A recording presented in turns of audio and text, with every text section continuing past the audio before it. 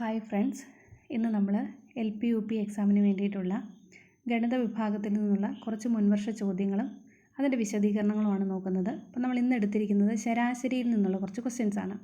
അപ്പോൾ നമുക്ക് ആദ്യത്തെ ചോദ്യത്തിലേക്ക് പോകാം. ചോദ്യം ഒന്നാമത്തേത് LPSA 2016 ചോദിച്ച ഒരു ചോദ്യമാണ്. 13.6, 12.4, 13.3 എന്നീ സംഖ്യകളുടെ ശരാശരി എത്ര?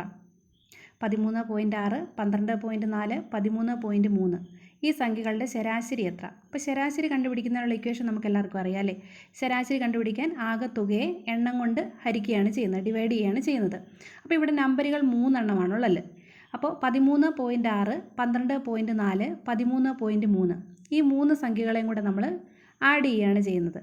എന്നിട്ട് ആ എണ്ണം ആയിട്ടുള്ള 3നെ കൊണ്ട് നമ്മൾ ഡിവൈഡ് ചെയ്യുന്നു. അപ്പോൾ 13.6, 12.4, 13.3 ഇതിനെ 3നെയും കൂടെ ആഡ് ചെയ്ത് കഴിയുമ്പോൾ നമുക്ക് കിട്ടുന്ന ആൻസർ 39.3 ആണ്.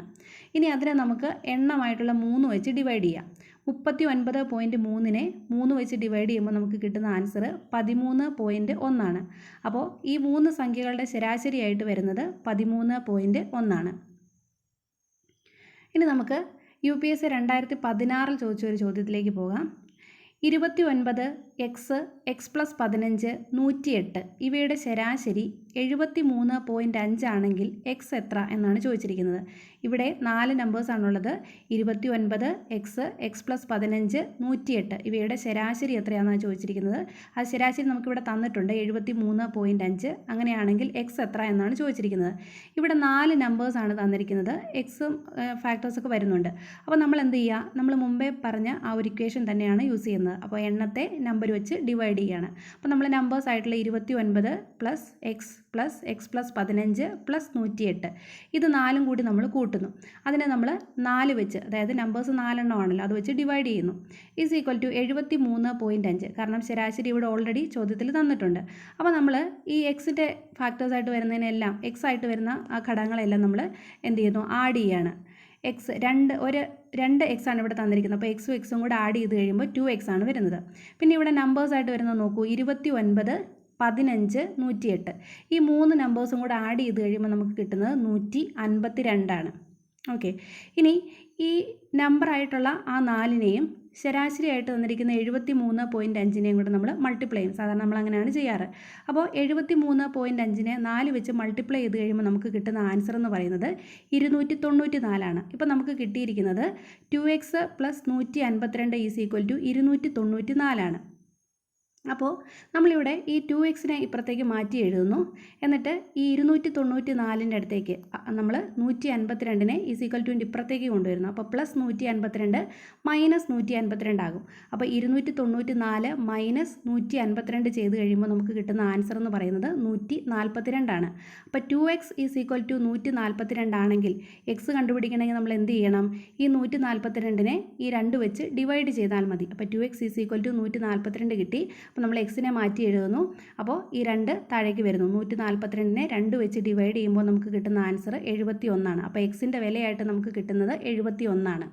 അപ്പോൾ ഇവിടെ ശരാശരിയായിട്ട് വരുന്ന, അല്ലെങ്കിൽ ശരാശരി നമുക്ക് 73.5 തന്നിട്ടുണ്ടെങ്കിൽ എക്സ് എത്രയാണെന്നാണ് ചോദിച്ചിരിക്കുന്നത്. എക്സിൻ്റെ വില 71 ആണ്. ഇനി അടുത്ത ചോദ്യത്തിലേക്ക് പോകാം. 20 സംഖ്യകളുടെ ശരാശരി 25 ആണ്.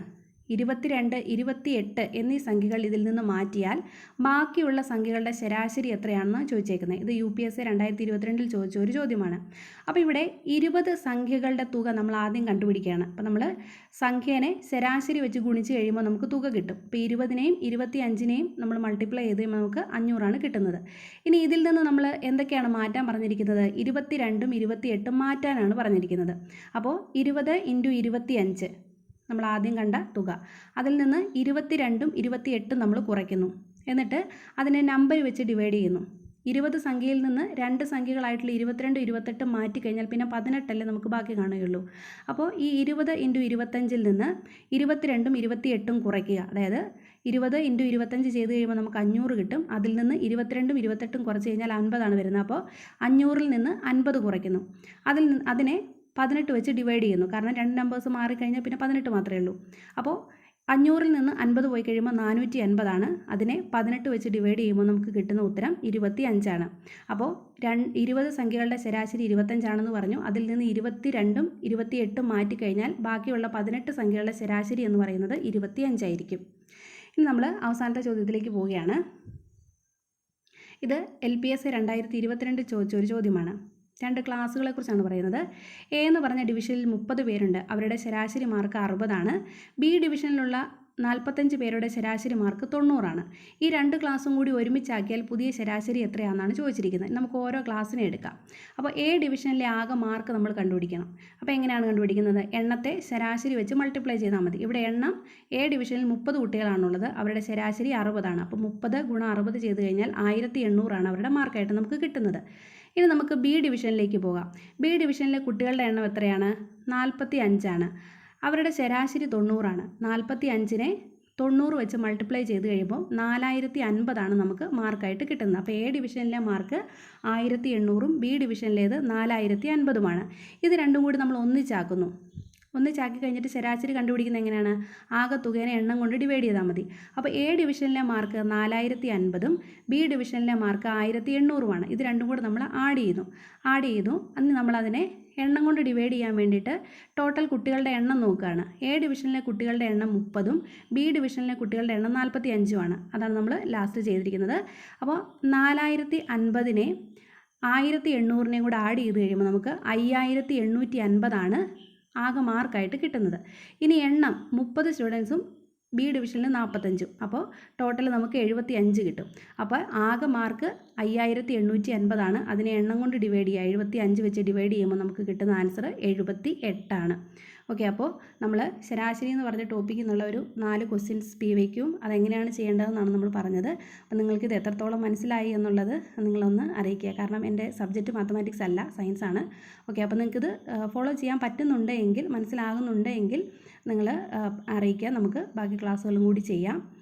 അപ്പോൾ നിങ്ങൾക്കിത് ഉപകാരപ്പെടുകയാണെന്നുണ്ടെങ്കിൽ നമ്മുടെ ചാനലൊന്ന് സബ്സ്ക്രൈബ് ചെയ്യണേ. അതുപോലെ നിങ്ങളുടെ സജഷൻസും അറിയിക്കുക. അപ്പോൾ നമുക്ക് അടുത്ത വീഡിയോയിൽ വീണ്ടും കാണാം. Thank you.